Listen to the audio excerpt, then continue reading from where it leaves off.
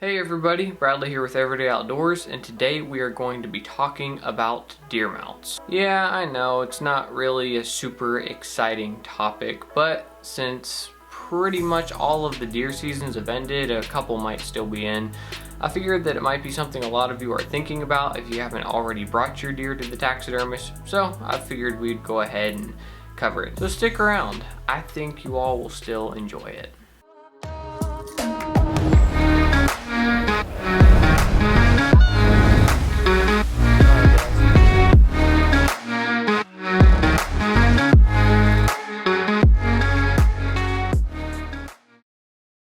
Alright, so I'm gonna spend a lot of this video talking about this mount that I just, I had it done several months ago. I actually had this mount done and completed back before I left for Iowa, but because I was in Iowa, I wasn't able to get to the mount and do a video about it, so here we are 6 months later talking about it, but better late than never. So this mount is my first out-of-state buck ever. I shot it while I was interning for the hunting grounds. This was in Arkansas. Now, he definitely wasn't a huge deer, and on any other day I probably would have passed him up. But since I didn't really have time or opportunities to hunt while I was interning, not this past fall, but the fall before, I shot him, and it was a really cool experience, a very much once in a lifetime kind of deal.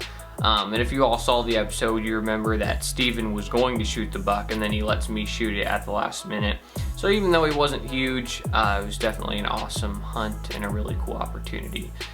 So anyways, I did not make this mount. I made the kickstand that it's sitting on, but as far as the actual process of cleaning it and making the mount, I didn't do that. So this mount was done by my buddy Brendan at SkullWhite Designs. He offered to do the mount, and all I had to do was get it packaged up and sent to him. And he actually made a full video showing his entire process, and I will make sure to tag that down below. So I'm not going to be telling you guys how to do it because I attempted to do it and it ended up me flinging the head around in the yard and an electric screwdriver and a bent up clothes hanger. So it didn't really work out, which is why I ended up sending it to him, and he did a phenomenal job. It looks great, and all of the little details and tiny bones and all that stuff and the nasal passages, everything was great. And even though it was shipped, it was in great condition, nothing was broke, and it looks phenomenal. Couldn't have been happier with it. So if you want to see his video, I'll also put that down there as well. And while you're over there checking out that video, be sure to subscribe. He has some really cool content.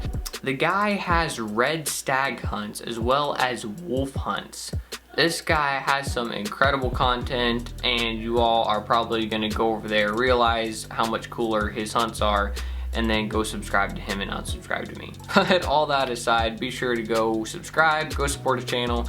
He's got some cool stuff on there, so go check him out after you're watching this video. So like I said before, he did the actual skull part of it. Now the actual mount that it's on, I just threw that together with $15 of Home Depot supplies, and it's definitely not the greatest mount ever, but for the casual passerby that's going to see this mount, they're probably not going to notice. Gets the job done, and I saved probably $60 to $100, which is what it would cost for a cheap skull hooker or even one of those nicer mounts. And I'm not saying that my mount is better, because obviously it's not, but it's cheaper. So if you're like me and you want to save money, go to Home Depot. Now, if for some reason you find yourself watching this video and you're not familiar with the various deer mounts, such as a full shoulder mount, full body mount, European mount, all that fun stuff, I can do a quick rundown.